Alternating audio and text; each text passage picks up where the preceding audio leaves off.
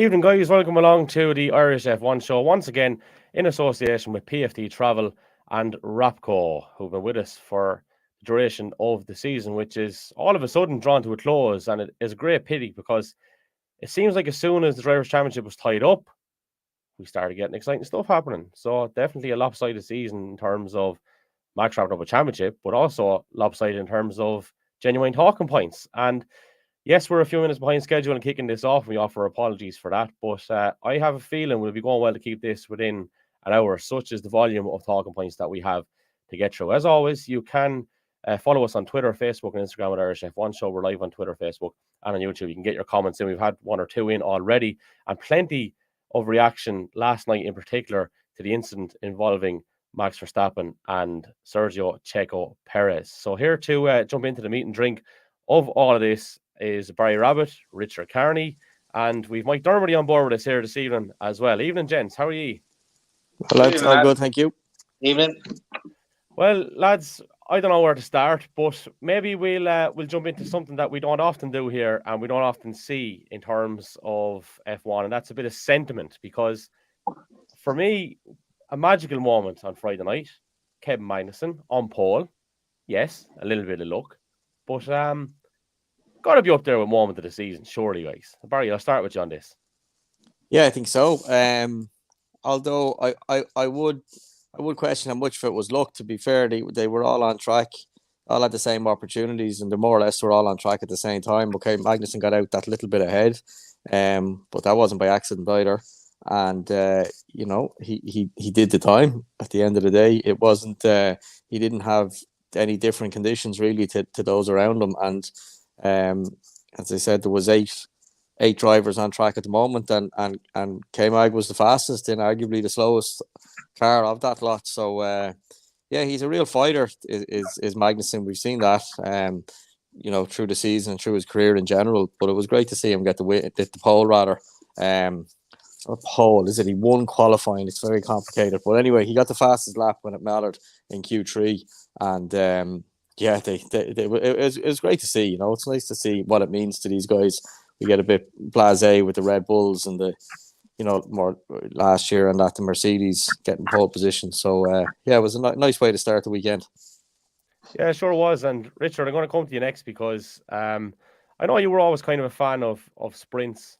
I'm not quite sure was I a great fan of sprints, and certainly terminology involving maybe qualifying into practice and all, and we compared to GA terms of preliminary quarterfinals and weird things like that, just to try and find some sort of a similar analogy. But definitely given the time zone, I appreciate we probably have listeners from all over the place listening in here this evening, but it definitely is conducive from our time zone point of view to have sprints on over Friday evening. I'm not quite sure in regards to our time zone would it work maybe if that's at 2 or 3 o'clock in the day, but definitely it's an absolute gift, I think, from our point of view, and it makes that weekend a little bit more interesting, because sometimes we can be a bit blasé about sitting down and looking at practice, like, you know what I mean, bit of shadow boxing and stuff. But I don't know, I came away with a different perspective of the weekend and the way it panned out. I'm not quite sure what your thoughts were on it. I'd be a big fan of the sprint races. I think we should have more of them, in my view. I think, listen, give me a sprint race over a free practice 3 any race weekend. We're getting to see some race and some action. It also puts an awful lot of added pressure to the teams, where they only get their 2 free practices, and it tightens their schedules up, and it just and it makes things like what happened on Friday evening happen, like with K-Mag getting pole position. Absolutely, as Barry said. A lot of people say, "Oh, he was lucky," but listen, he had to be there. He had to put his team had to make sure he was on the track when he was on the track. Absolutely delighted for him, because like that, he was in Formula One, he left Formula One, he's back in Formula One, his first ever pole position. Absolutely over the moon for him. We all knew, listen, pole position, he was always going to struggle. We all hoped a points finish would be perfect for him, and he managed that. But the time frame thing, yeah, I mean, obviously, listen, it works brilliant for us on this side of the world anyway, that you come home from work on a Friday evening and you have a qualifying to look forward to. Same on a Saturday evening, come home after work or whatever you're doing, and there's, you know, and the same on the Sunday. It's that the sort of the time frame of last weekend, like you said, worked perfect for this side of the world anyway. I'm not quite sure what the other side think. Yeah, and Mike, I'm going to come to you on this as well, and we'll add in the actual sprint format in terms of how you think it favours maybe, you know, cars and teams that generally we won't see at the sharp end. And maybe you'll explain why you think obviously there's a fall off then. Is it as simple to say that they're just not good enough in comparison to the others over a duration of time? Yeah, look, Richard and I touched on this yesterday and after the race ourselves. I love the sprint race, and I think it was, if you take the weaker teams like the Haas, if you take Mick Schumacher's driving the sprint race was absolutely fantastic, right? And he just went after it like a little mad dog, to be honest with you, like a little Jack Russell after a bone, but he really, really drove it well. But when you see that performance, when you try and transfer that into the main race, it's just the car, the setup, the system, the team, they just don't have the wherewithal to be able to drive like that in the race. Strategically, yeah, they wouldn't be the smartest guys in the block either, but the car certainly doesn't seem to have, the ability isn't there, I don't think. You know, I don't know what the lads' view on it is, but it's great. The sprint race gives those guys 20 laps to just put their elbows out and have a real go, because as long as they stay on the track, they're only going to do themselves good, not harm. Whereas a free practice is just, as one of the lads alluded to there, it's just, for those guys, it's just more laps, and it doesn't really do anything for them in terms of their position on the starting grid. Whereas a sprint race, if they get it right, can actually push them a little more towards the middle of the pack. Barry, you want to come in on that? Yeah, I mostly agree. I think one of the big benefits, I mean, I'm not a fan, nor I'm not for nor against sprint racing. I think obviously, you know, we have to bear in mind we had a good sprint race, so let not that cloud our judgment of all sprint races. Just the same as if we have a bad Grand Prix, we shouldn't, you know, let that cloud our opinion of all Grand Prix. But having said that, I think if you keep giving teams more and more chances to practice and refine themselves, you know, they're gonna hit their own glass ceiling at some point in the race weekend. So, you know, if you come along to a race weekend and you say, right, well, look, you don't have as much practice time, whether it be a session cut short like we had this year from 90 minutes to 60 minutes, or just the removal of one session entirely, it gives a chance for other teams to maybe hit the ground running a little bit better, and not then be kind of put back into their rightful place, for want of a better phrase, as those that maybe start on the wrong foot find their feet and get themselves up to speed. So, you know, like if we got rid of practice sessions altogether and just arrived into qualifying, I think you would see more topsy-turvy grids, just as people kind of find their way that little bit quicker. You know, it's the old thing with motor racing. It's a bit unusual where you figure out who the fastest guy is and put him on the front row of the grid and let them away, and then wonder why there's not that much racing. And I think practice only adds to that. So I think the sprint race definitely has a part to play on its own right, but by the removal of a practice session, I think allows that to be a little bit less sorted than it might be on other weekends. Richie? Yeah, totally agree. Like, as Barry's saying there, you take that last practice session away from the bigger teams, the teams, you know, with the larger numbers and more money, and the likes of Haas probably have half the personnel on circuit that, say, Red Bull or Ferrari or Mercedes have. So probably, as Barry alluded to, taking away that last session takes away their refining point to where they actually get to that pinnacle or that level they need to get for the weekend that's coming. So hence we see a Haas on pole, and we see, you know, the likes of a Lando up there really well, and you know, the Alpine was right up there, and you know, it's and Barry makes a valid point there. Do we take away the practice altogether and just race off the trail, or be damned and see where we end up? We end up. Yeah. So I suppose in terms of that sprint, then the platform for George Russell's famous first win probably comes on the back of the sprint. Mike, is that fair to say? Yeah, look, I think he was going really quick in qualify for the sprint anyway. I know he got it wrong and he beached the car, but he was Probably the best certainly. thing he could have done, though, Mike, isn't it? I think That's actually, probably the No, biggest Barry. factor No, in him winning Barry. the We have race. enough controversy. I don't think he did that on purpose. That was definitely not on purpose. But it definitely. Sorry to interrupt you, Mike, but it did have a big part to play in probably him winning the race at the end of the day. Yeah, I think it probably did. Yeah, and I struggle to find anyone that would sort of wouldn't be happy for Russell. I mean, he throughout the whole early half and first half of the season in particular, he was the one that was carrying the Mercedes flag almost on his own for a lot of it. He put the big points on the board. He's the reason they're going into the last race with only is it 16 or 19 points behind Ferrari for second place in the constructors' title. And that's all down to the work he done. When Hamilton really couldn't get the grips with the car. So it's. I think he earned. I think he deserved that win. To be fair, I don't think you could say or begrudge him it. I really do. And I think the sprint race probably helped him. But he still had to drive it, guys.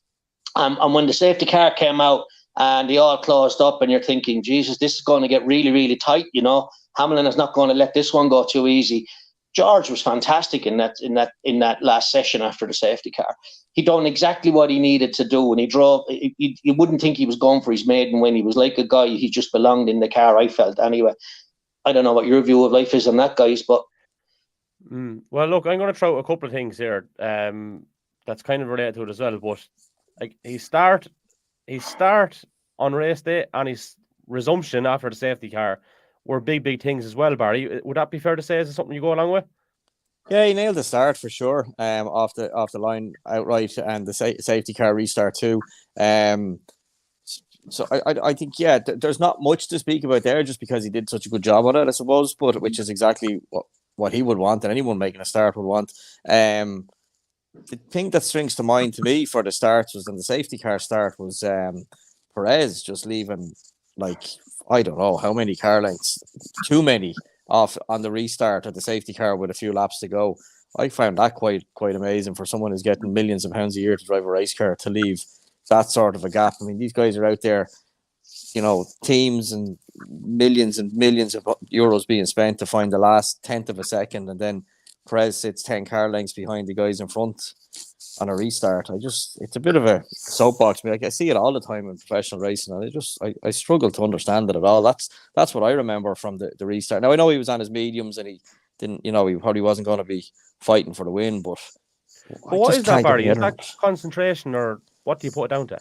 I don't know. I mean, there's really no excuse for it, no matter what. But when you're like, in what other part of a race would you not, given the option, drive as close as you can to the car in front of you? I mean, it's literally the whole point of motor racing, of any form of racing. Whether it be running or I know you don't have safety cars in a marathon or whatever, but it's the same concept. You don't when you've given the chance for a lad to you're trying to beat the guy in front of you, and you have the opportunity to be either sitting on his back Lewis bumper. is in a marathon, no. There's which? There's a Lewis in a marathon now, apparently. We'll walk into that. That only applies if you're a Dublin guard. Yeah. And it's not Lewis Hamilton and Tombo either. Carl Lewis, wasn't it?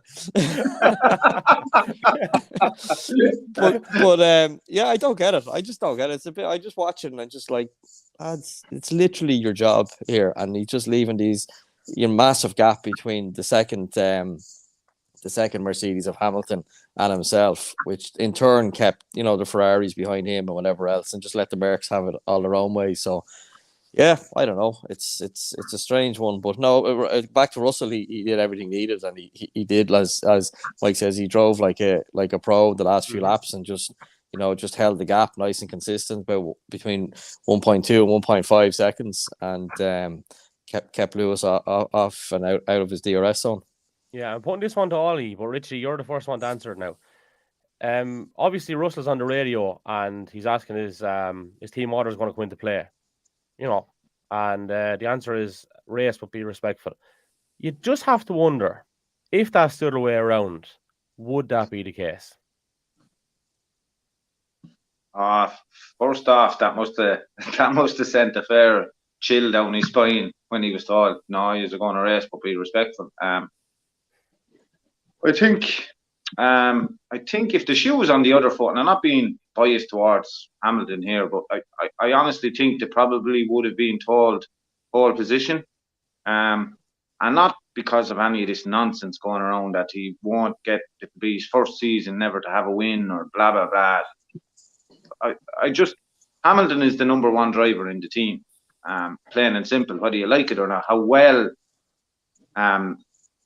Russell drove all weekend is neither here nor there. Hamilton is the number one driver. So I do believe if the roles were reversed, yes, they probably would have got told to hold station and bring it home in a 1-2.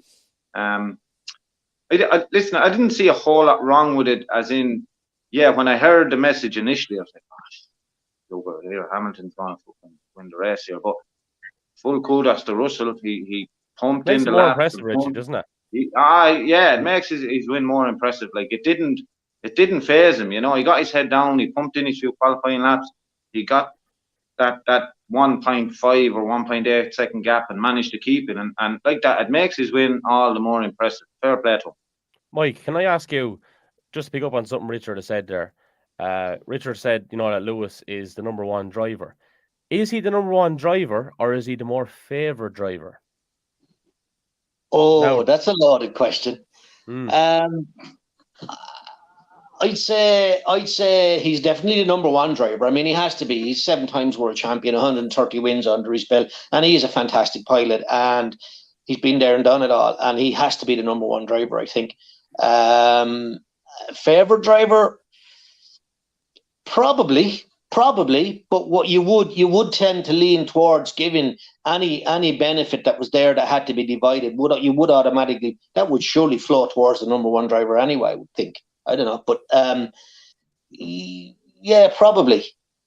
I mean, if you take, there's a couple of earlier races where there were the guys that weren't running for first and second, but there was no doubt that the strategy in Mercedes was revolving around giving Hamilton the benefit, you know. So I would say, yeah, okay, answer yes and yes.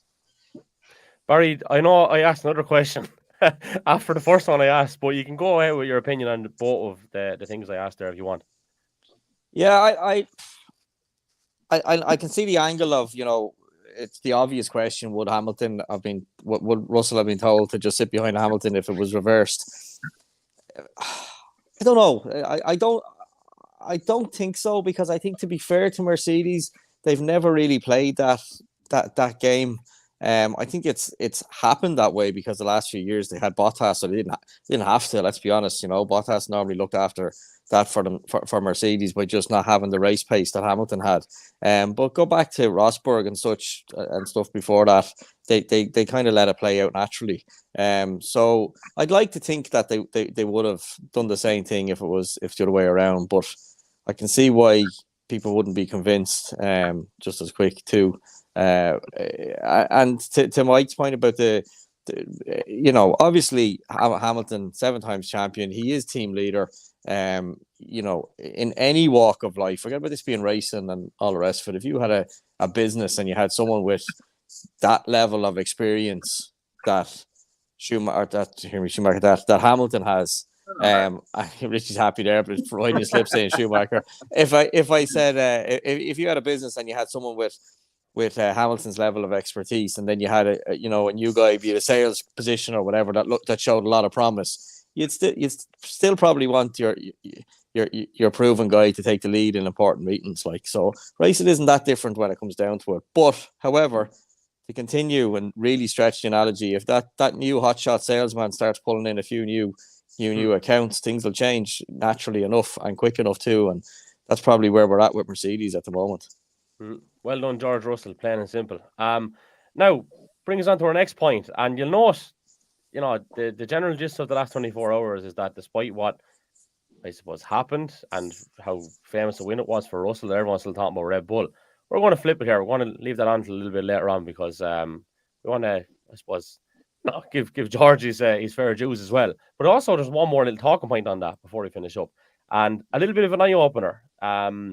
We put stuff out on our Facebook, Instagram, and our Twitter page last night at Irish F1 Show again, just to recap on that. And basically, it was the quote that David Croft used just after the race on the coverage. And it was, and I quote, "You're not crying, George, we are." So our tweet went out and referenced that.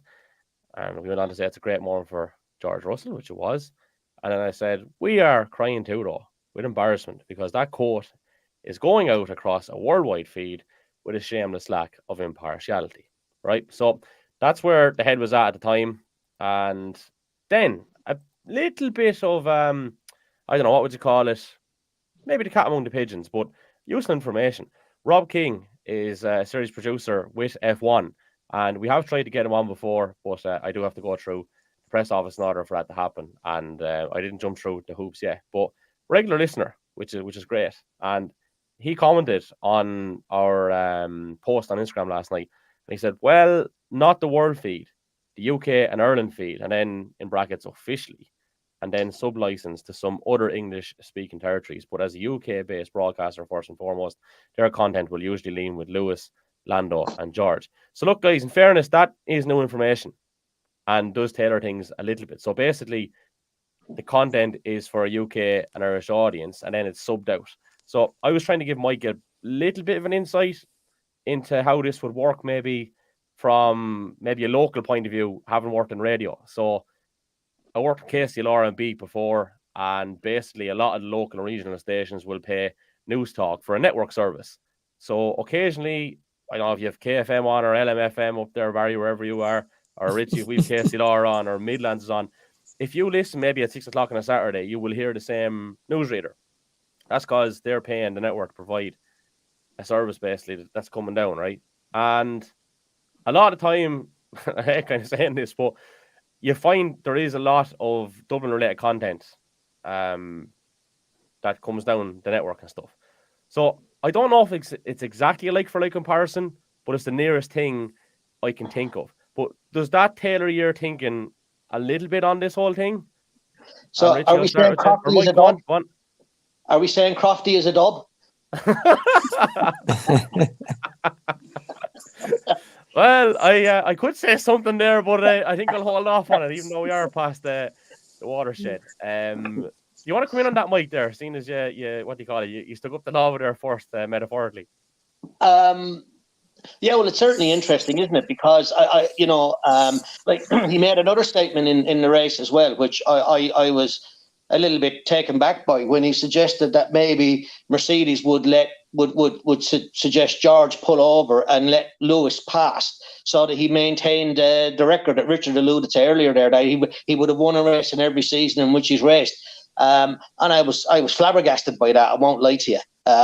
So like sometimes the stuff just comes out without any sort of filter or any thinking, I guess. But yeah, based upon the information you're giving us now, obviously that's what their fan base want to hear. I suppose that's who they're tailoring it for. Barry? Yeah, it's so. If my understanding is correct, it's basically UK and Ireland get to hear Crofty and Brundle's live commentary, but the rest of the world gets their, pre-race or post-race show and whatever else, and maybe there's local commentary put over the top of it.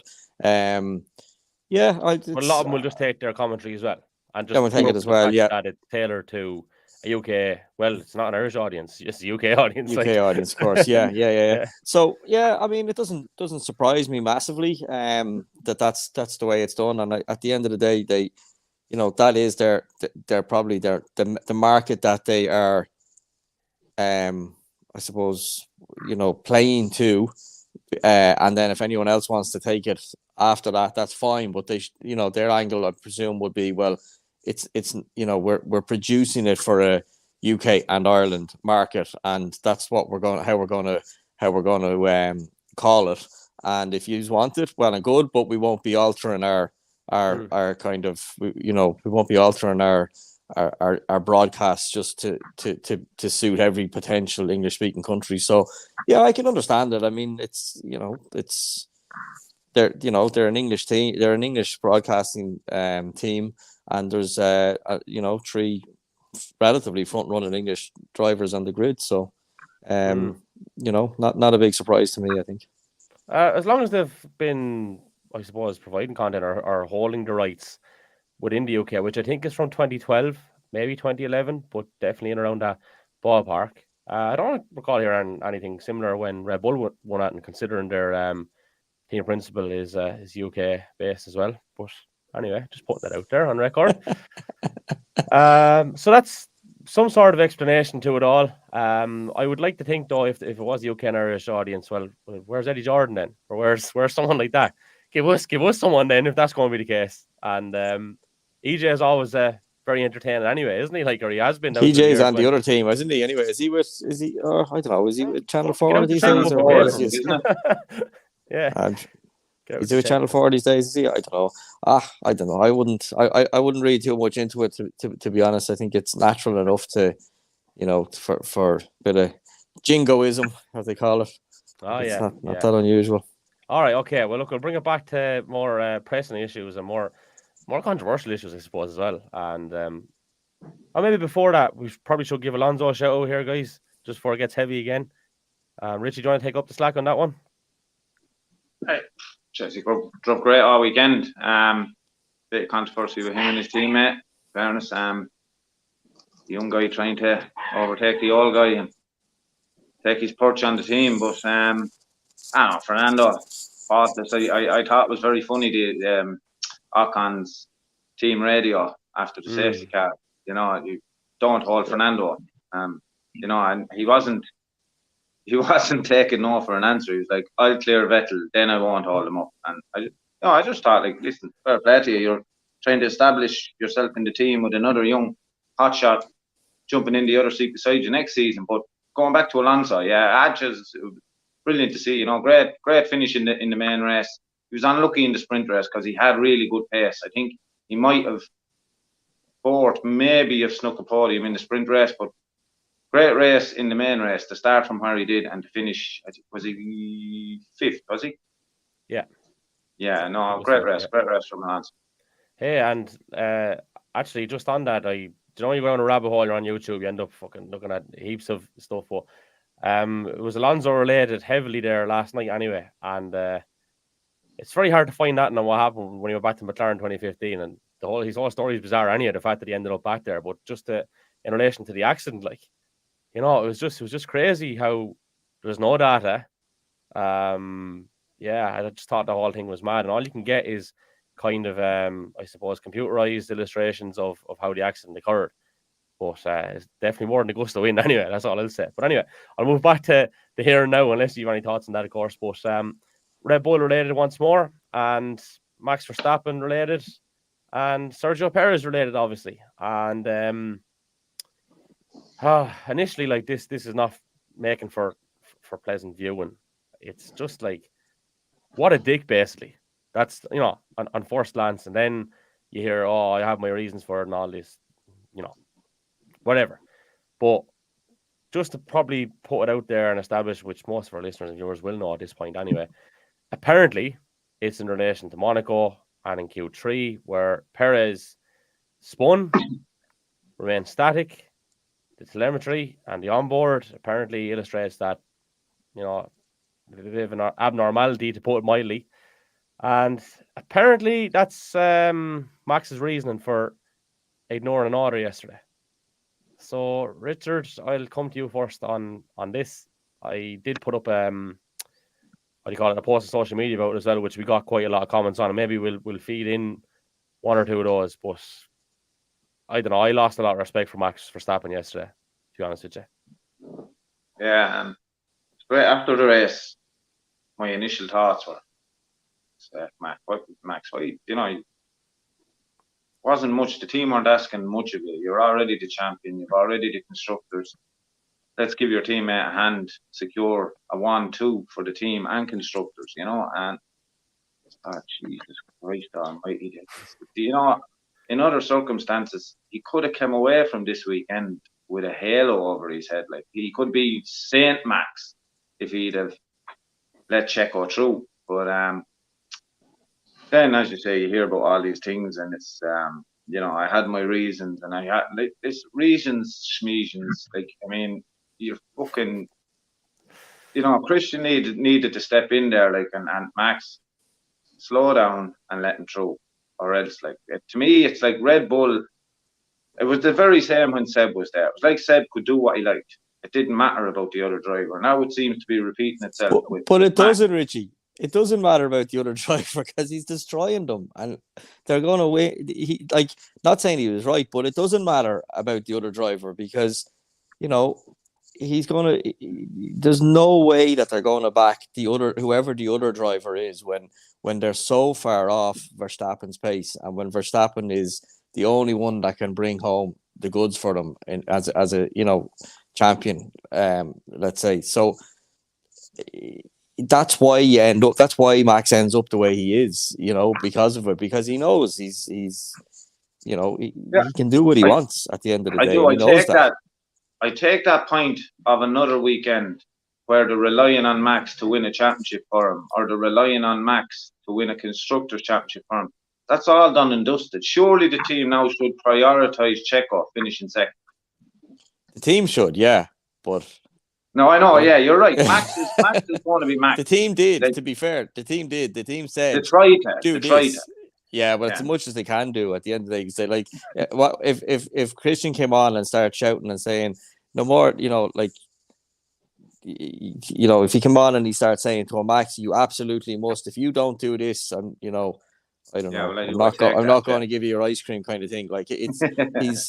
And then he doesn't do it. Christian looks even worse then because he can't punish him.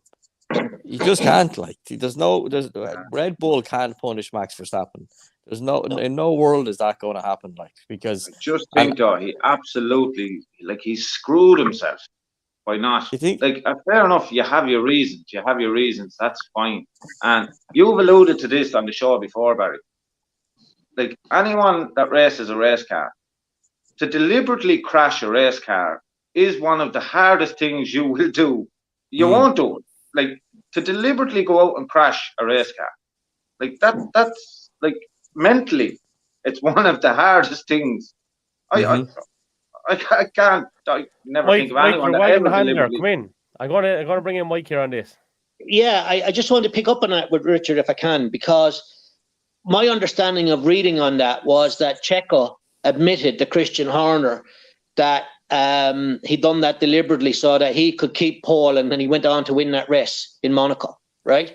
And the one thing I wondered about yesterday when I was thinking about it afterwards was for Max to basically bring that up on the radio for the world that's listening in to hear was actually quite a dangerous thing to do, because was it Renault in 2008 with Nelson Piquet Jr., who deliberately crashed to hand Alonso a world title, and young Piquet had his license taken away, and Bravatori ended up being kicked out of Formula One.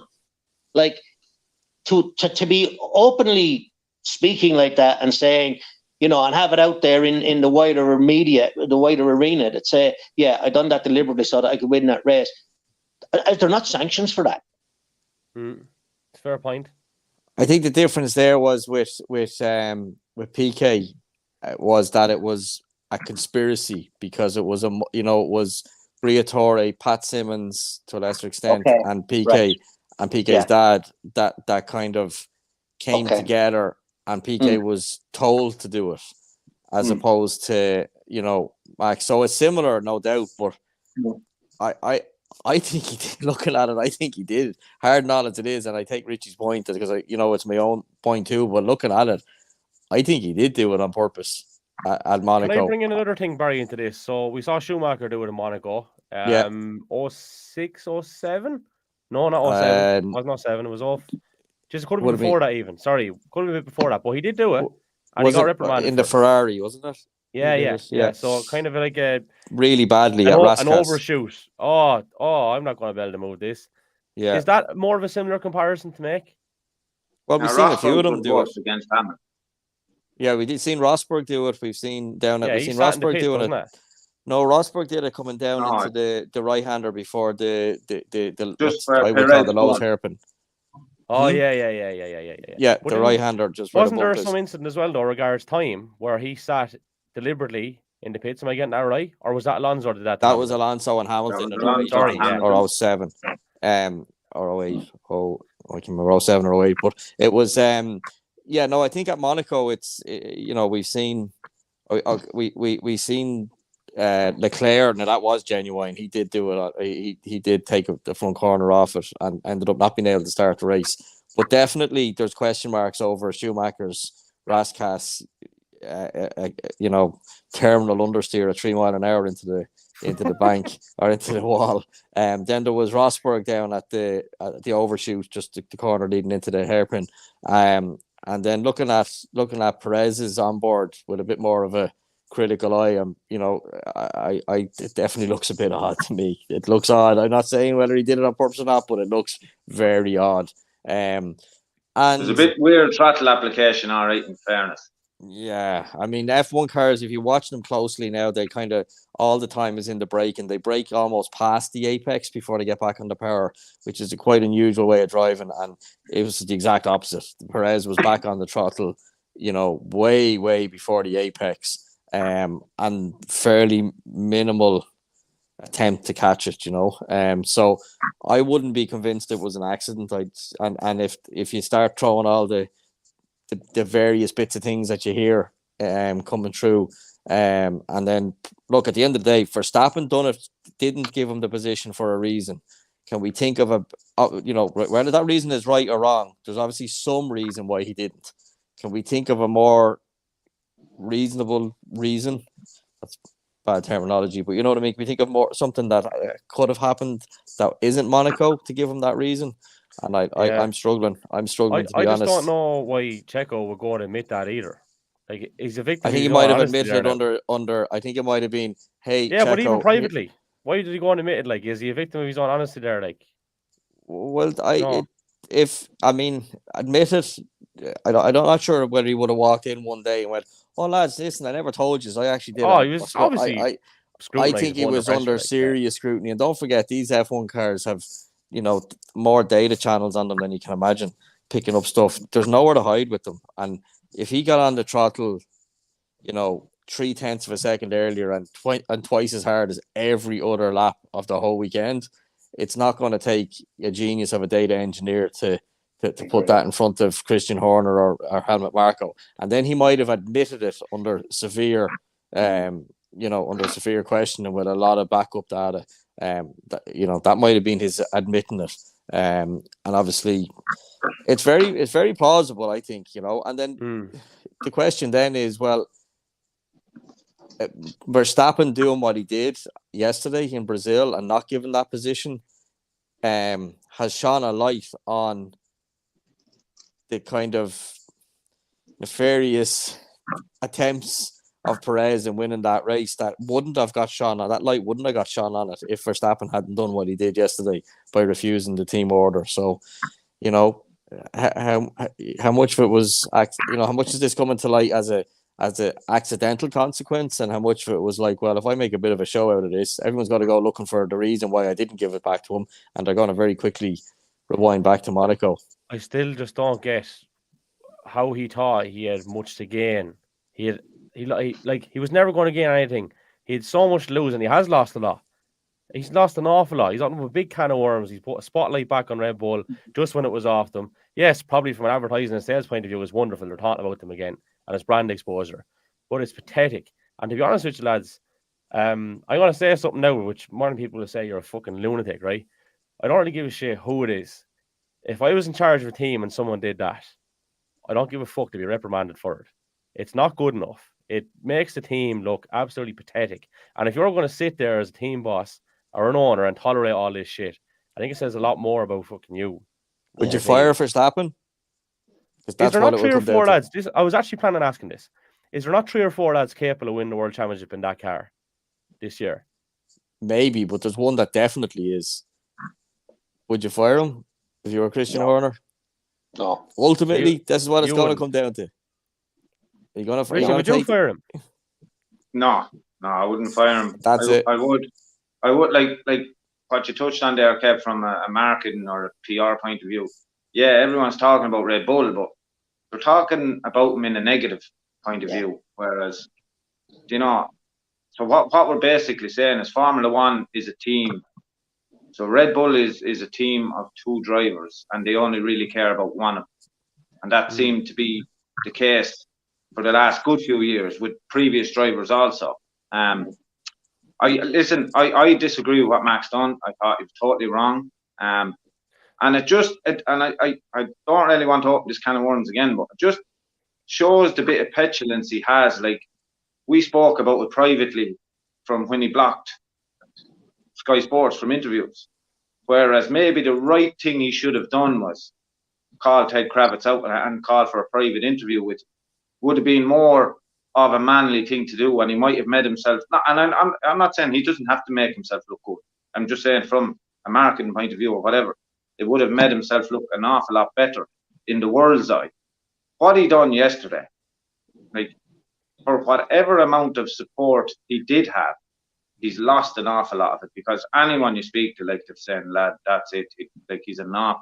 And I know Max Verstappen couldn't give a shit whether you like him or not. He cares about winning races, which is fine. And we've touched on it before. You think about previous champions. You're not going to win a world championship by being Mr. Nice Guy.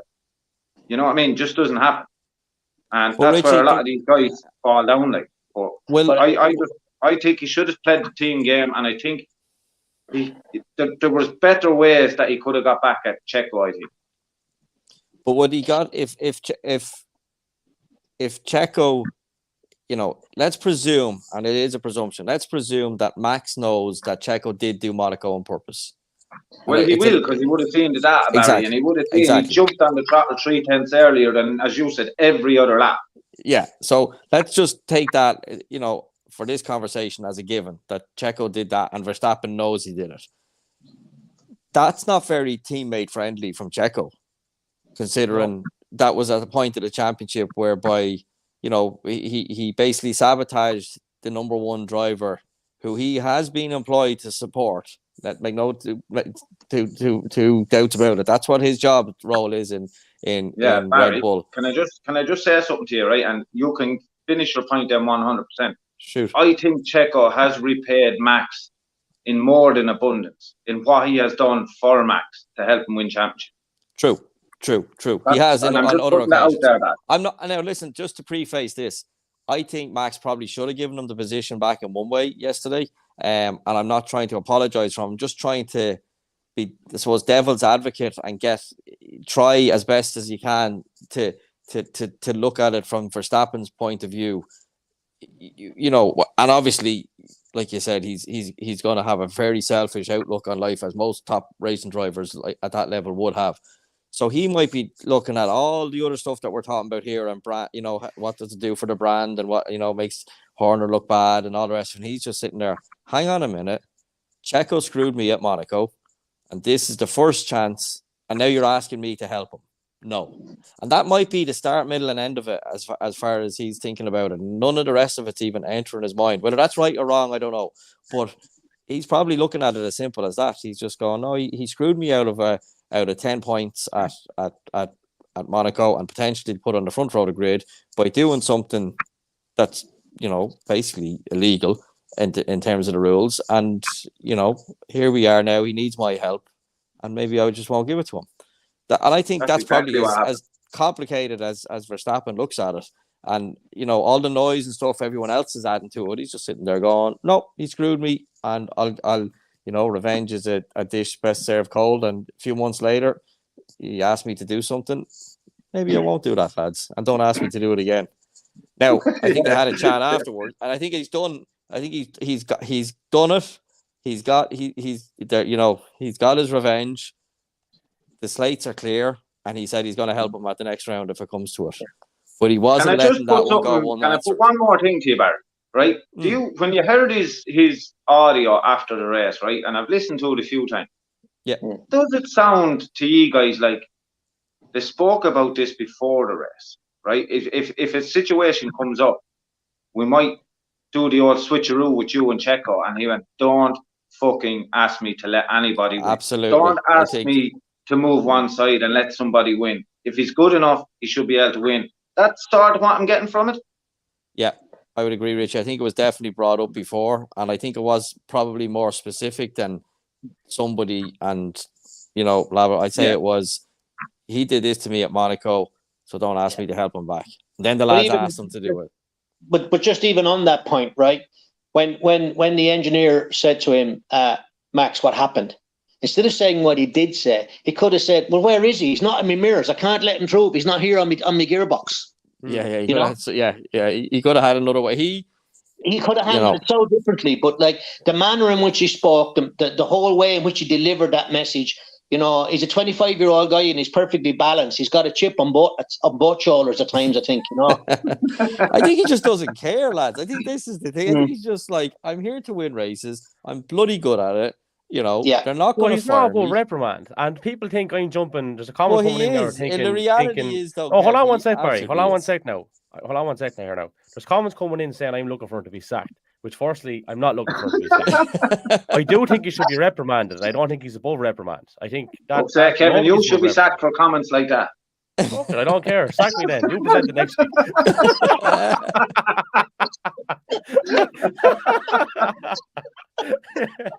Are you the new coffee? Yeah. Be grand. Mike, can I bring you in on this though a bit, because you all run businesses, guys, or have or whatever. You've been involved. You know what it's all about. How can you justify this without reprimand? They take pride out of it. He's ignored a team instruction. If this is the other way around, regardless of who it is, Checo's getting a much heftier punishment. Morally, is that not incorrect? That's all I'm saying. Just tease it out, though, Kevin, right? So it's easy to say, oh, he should be reprimanded. And maybe he should. I don't know, right? What do you do? Yeah. What do you do? You're Christian Horner. What do you do? Like, do you give him a smaller room at Abu Dhabi? Do you make him pay his own hotel bill? Do you say nasty things about, or not nasty things, but you have a little dig in the press? Like, what do you actually do to Max Verstappen as Red Bull?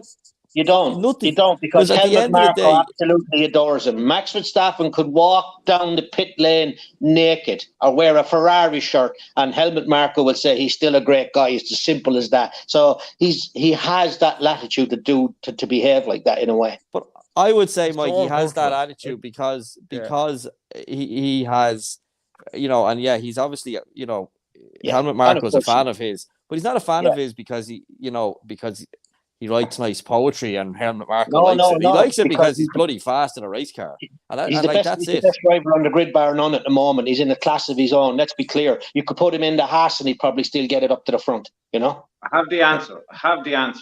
This is the perfect reprimand of all times. Lock the two of them in a padded room with headgear and boxing gloves. You have 10 minutes now, lads. Sort it out. Who's the two? Verstappen and who else? Checo. Oh, Checo.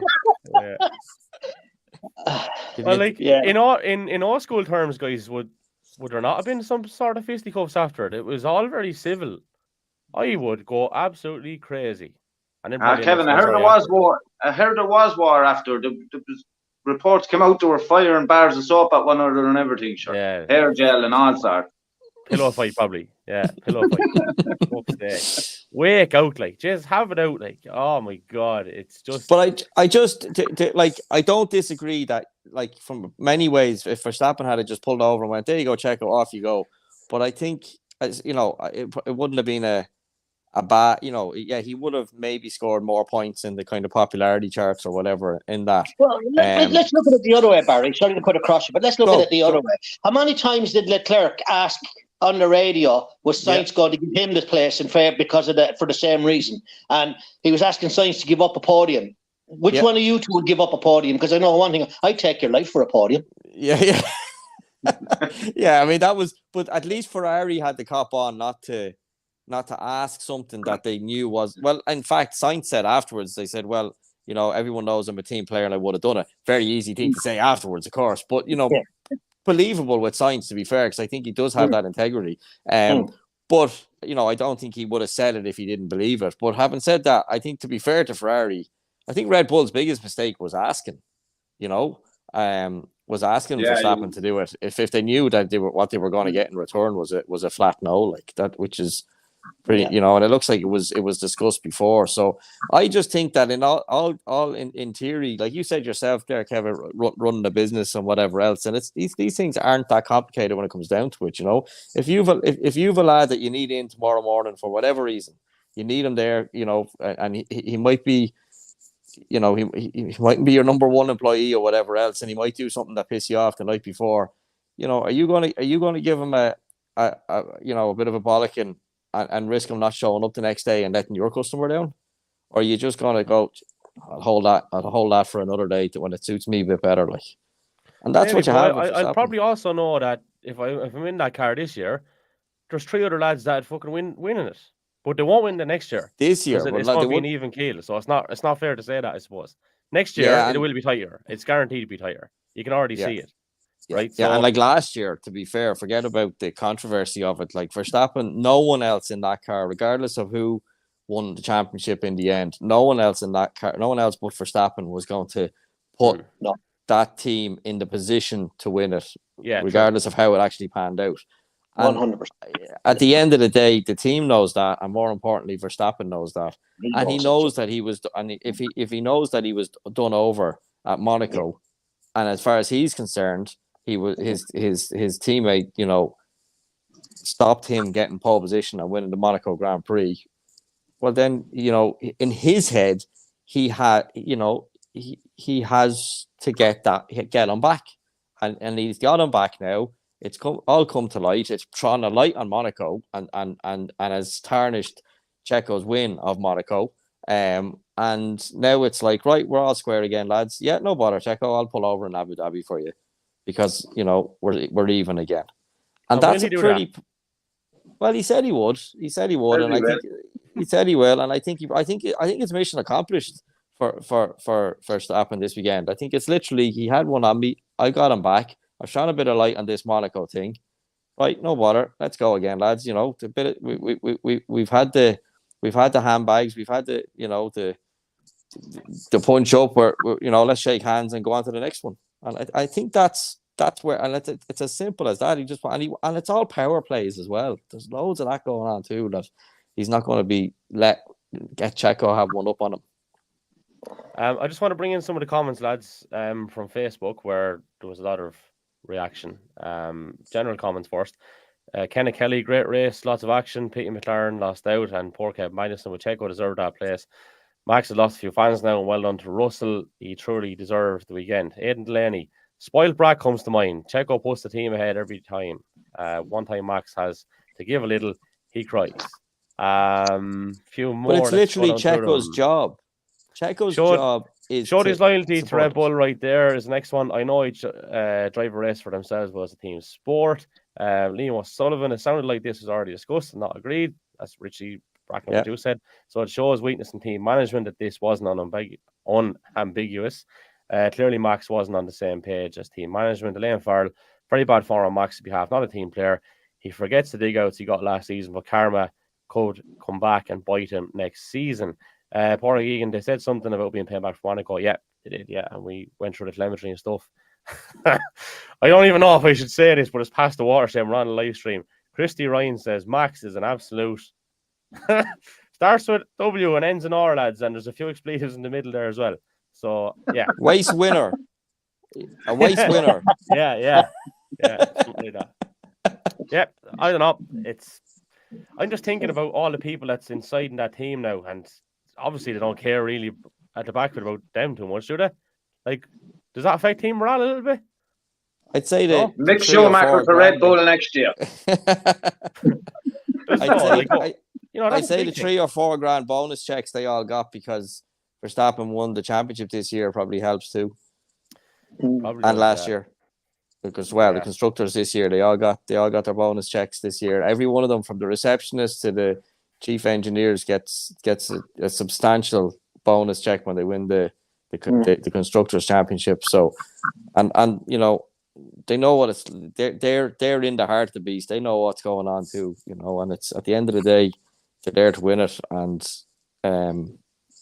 yeah, I think Verstappen just couldn't let it go. Just said, no, you got one on me. I'm getting one back. That's it. And now let's go again. So, but it's we'll soon find out. Yeah, well, look, Will. will he move over for him in Abu Dhabi? That's the question. He kind of has to now. Like, if he doesn't do it now, well, then yeah, he's really, because he himself has said he will do it, so he'd be going back on himself if he doesn't. And I can see it happening in Abu Dhabi for sure. Maybe he might need to check on might outdo him anyways. Kevin Joyce is in touch. Kevin does the First Corner podcast. Will Perez play ball in the future? If I'm not quite sure. I'm not quite sure if I would, to be honest. I'd be like, nah, fuck it, I don't really care. I just don't. I know it sounds a bit naive now, it was silly, right? But next year, maybe if it can be done discreetly, I don't know if I'd be as quick to do as much as I was after doing already. That's just my opinion. I think what will happen there is in Abu Dhabi, they'll all come out hugging and kissing one another, and it'll be all rosy in the garden. But do you think that's not going to fester in the back of Checo's mind at some stage next season if he is asked to do a favour? No, he won't fucking do it. Would any of us? No.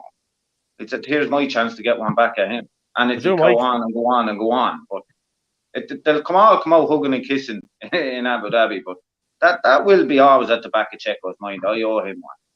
It'll always be at the back of his mind. You're right, Richard, and they will all come out hugging and kissing. But you have to go back to the point Barry was making as well. It's his job. Yeah, absolutely. But it's the same. Like as Barry touched on, it's the same thing. If a work colleague's after doing you fucking wrong, you ain't going to forget about it too quickly. Regardless of whether he's above you in the ladder or below you in the ladder, it's still going to sit in the back of your mind. Yeah. Barry, will he play ball next year? Yeah, I think he probably eventually will. I would say. Yeah, he might do it with a bit of a few utterances under his breath or whatever. But as Mike says, it's his job, and he went in there eyes open. He did, he was going in there to support Verstappen, to win the championship. That's it. That's his job. That's literally, They might say something slightly different in the contract, but everybody knows, everybody that put a piece of ink on that paper, but knows that was and is Checo's job. And the devil's advocate angle is, was he doing that job at Monaco? Absolutely not. No. If he did what they think he did, so look, it's chicken and egg stuff really when it comes down to it. Who's won up tit for tat and all the rest of it. So. Maybe they're square now when it goes again, but no, I think don't know that next year, guys. I don't know that next year it might be as relevant. Be quite honest with you. Just looking at what's happened in the last couple of races, if I was given my pick of a car out of that grid for next season, I'd be picking the Merc. Yeah, it's definitely it's on the upward swing for sure at the moment. So it was. Interesting. I wouldn't be so sure yet now, to be honest with you. I wouldn't be like listening to all the backroom chat and stuff. Like an awful lot of the problem last weekend was tyre degradation and the way that Red Bull just couldn't manage his tyres. Mercedes could. The same with Ferrari. They just couldn't keep a tyre on the car, and for some reason Mercedes could. So I wouldn't buy too much into that yet. Like Red Bull are not going to be too far away next year. I still think Mercedes and Ferrari are playing catch up. They'll lose out because of not having the wind tunnel, though, won't they? I don't know. I think they'll have all that done. I was going to ask about the incident between Lewis and Max actually there, guys, which I kind of forgot we're now into the stream, and probably should have brought this up ages ago. But I know there was a little bit of, maybe I won't say confusion, but disbelief, I suppose, in our little WhatsApp group, Barry and Richie. Where are we now? 24 hours later on this, I suppose, but I'll come to Mike on it first and see what he thought of the whole thing. I flabbergasted. When I saw it happen, I said, that's it. Lewis is getting the 5-seconder. He has to get it. Max didn't exceed limits. Max done what any racing driver would do. He had the traction around the outside. They got down alongside of him. Lewis just didn't leave him the car with. I don't care. That's as simple as that. What you can write the new rule anyway, whatever you're right. But for anybody that is passionate about racing and has even tried to sit into one of these things, right well that's on Lewis. I don't care, and I'm not changing my mind on that. Richie, what the fuck can I say? I may blame Lewis now after that shot.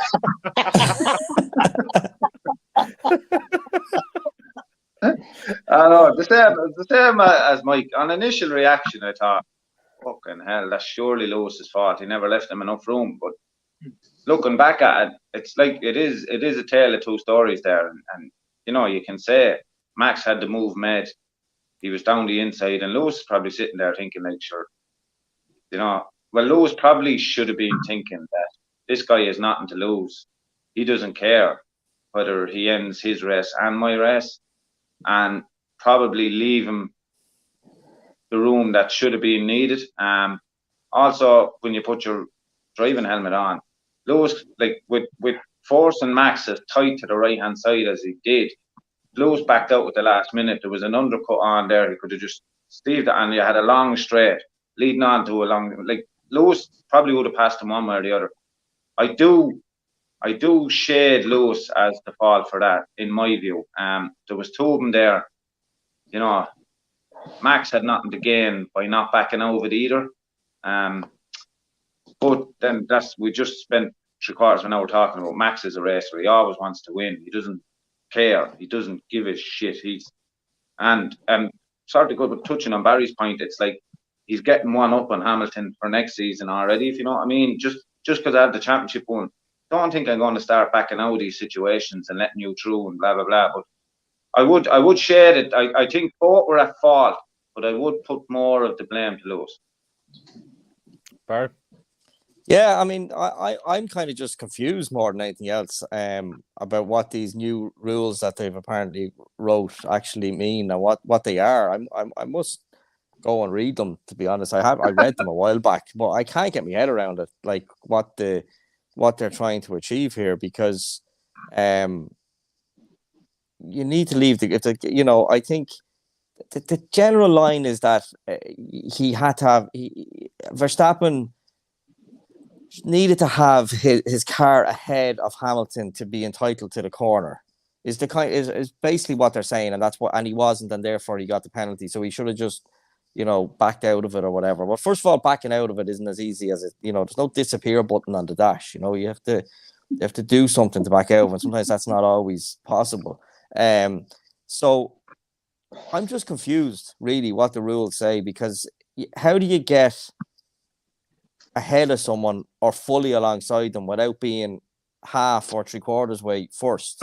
So really what it seems is that you can never get past someone far enough to the point that they're not allowed to turn in on you. You get alongside someone 2/3 of the way alongside them, the other person turns in on you. Well, it's then your fault because you weren't fully alongside them or past them. It doesn't seem workable to me. And I know they said that at the first corner, if you look back on the video, that Verstappen was a half a car length or maybe a little bit less ahead of Hamilton on the way into the left-hander of the first part of that Senna S complex.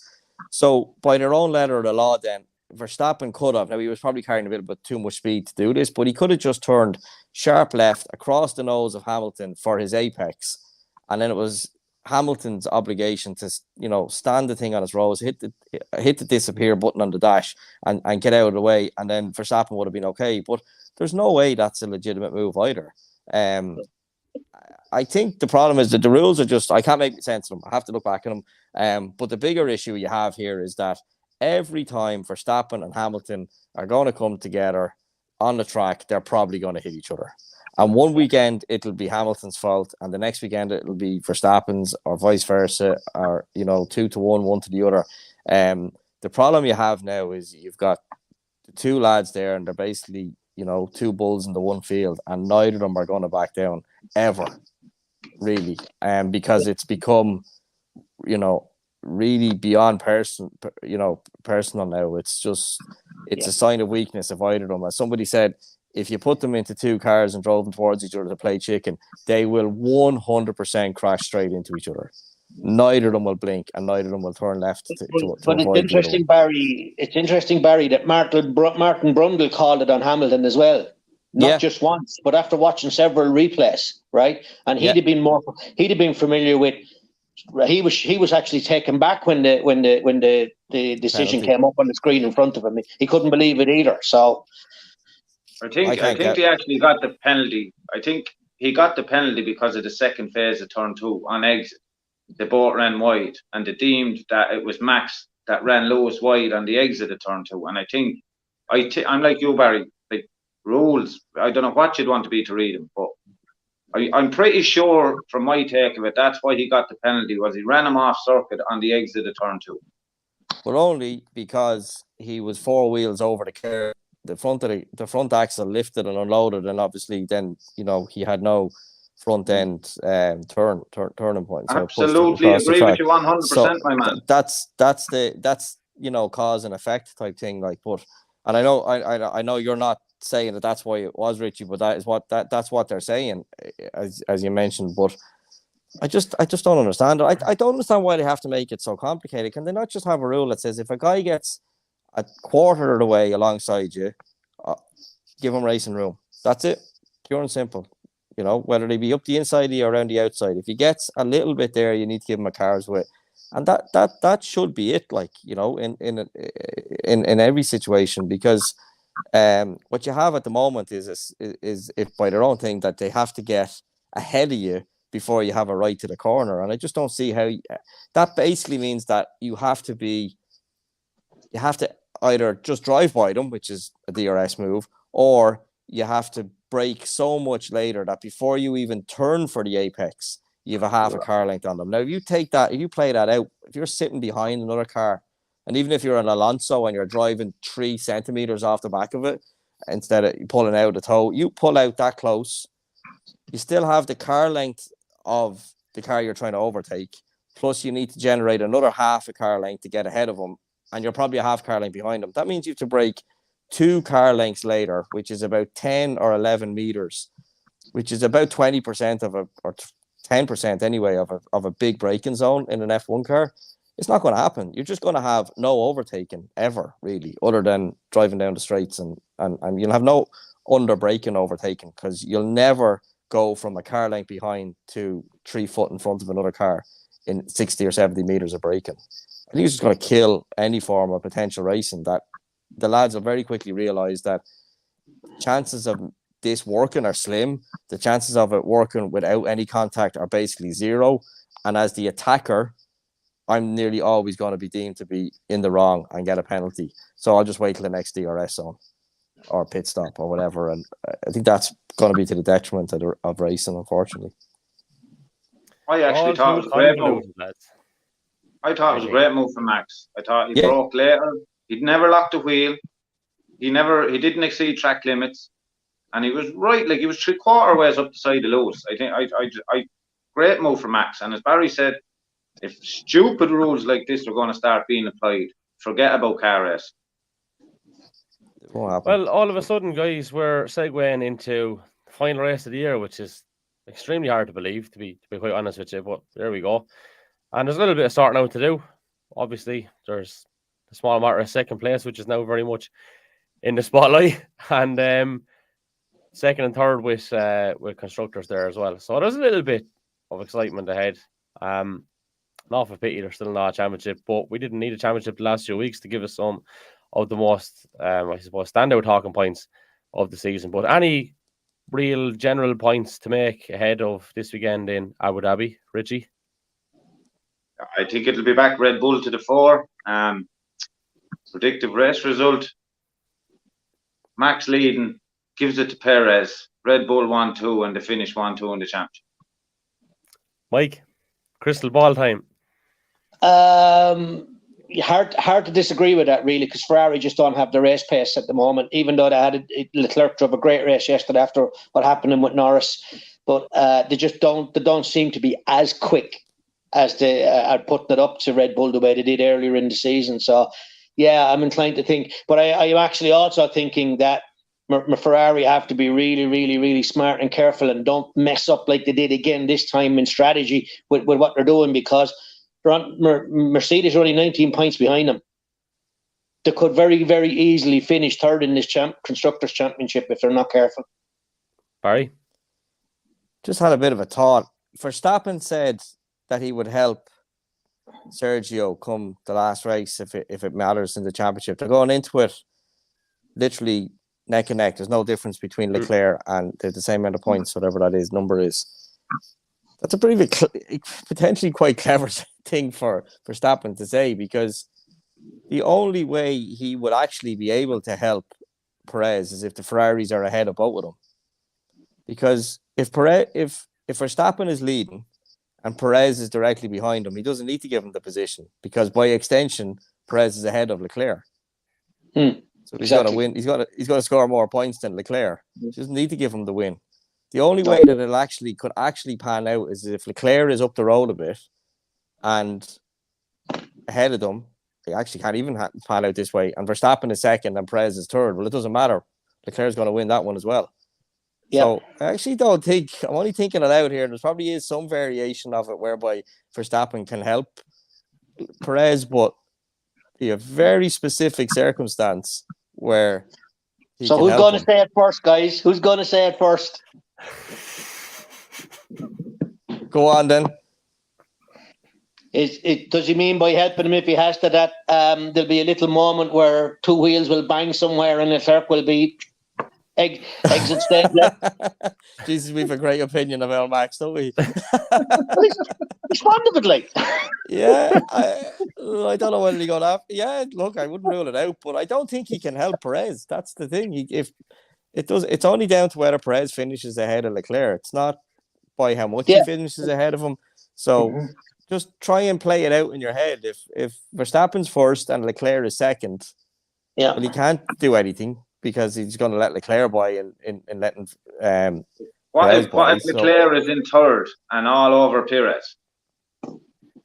Well, you just say, well, what? Let him back through. Off, let Perez through and put him between him and Leclerc. And then Perez says that if it's still like that in the last lap, I'll give it back to you. Maxi boy, I promise. And of course, if neither of them finish, Leclerc takes it anyway because by virtue of more wins. So the count back. Yeah, I don't know. I just think something has to happen. Something, especially after this weekend, something has to happen with the Red Bulls. Max will have to do something. If he's only to tie his shoelaces for him, he'd have to do something. Get him a coffee or something on Friday. Yeah. Yeah, I can't see it. Yeah, well, look, we'll see. If not, we're definitely going to have a bit of crack next week, seeing as it is the last race that we're going to review. But we might have an interview or two before the year is out as well. We have a couple of things to work on in the background. But yeah, there we go. That's the joys of it. At least they should be further up the grid into turn one, so they don't have to worry about Danny Rick giving him a little tap. Oh, poor Danny. Yeah, we didn't actually refer to that earlier, I suppose. Yeah, that was a bit of an own goal there, I think. I was trying to I was raging. I had a great little thing planned there when himself and Ricardo and Magnussen, were standing outside the safety car. It was just like two lads looking for a fucking spin into town off taxi driver. It was absolutely brilliant. But like, obviously, I couldn't skip back and take a little recording or whatever. I obviously not Sky lads. I promise you, it is a legit service. Absolutely a legit service. But yeah, I just thought it was deadly. It was like so many memes. But F1 memes on Twitter or on Instagram is a great thing to follow for that kind of stuff as well. Guys, I better let you all go to bed. Baz, I think you have to go change your jumper as well. You're telling us off air.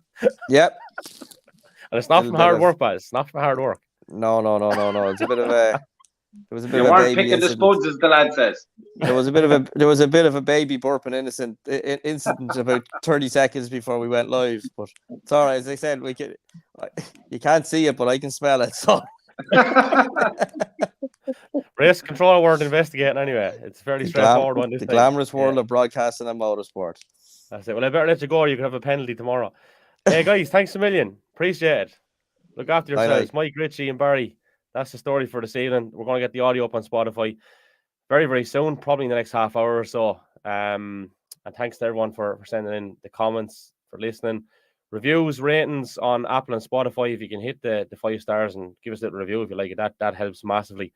We're going to give a shout out to PFT Travel and to Rapco, our sponsors. And if you do enjoy what we do, we have a Buy Me a Coffee link in the stream as well. You can support us for the price of a coffee. So that's where we leave it.